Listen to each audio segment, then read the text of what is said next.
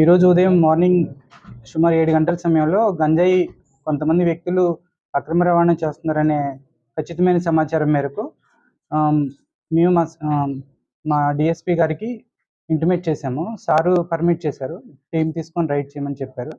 దాంతో మాకు రాబడిన ఇన్ఫర్మేషన్ మేరకు రోడ్ కమ్ రైల్ బ్రిడ్జ్ దగ్గర అండర్ పాస్ దగ్గరికి వెళ్ళాము. అక్కడ ఒక అనుమానాస్పదంగా 5 వ్యక్తులు ఉన్నారు.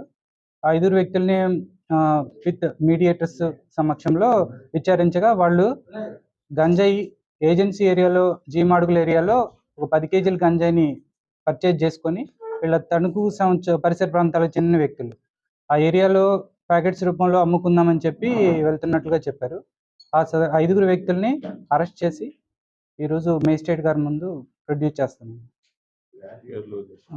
వీళ్ళ పేర్లండి: మొగలాపూర్ నవీన్ కృష్ణ చౌదరి, తీపరు విలేజ్, చిన్నమిల్లి శివకృష్ణ, అరుంధతిపేట పెరవలండి.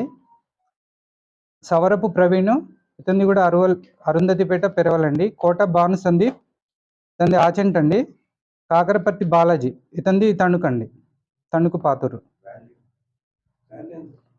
10 కేజీలు గంజా అండి, ఒకటి కేజీ 15 అండి, 15,000, సుమారు 15,000.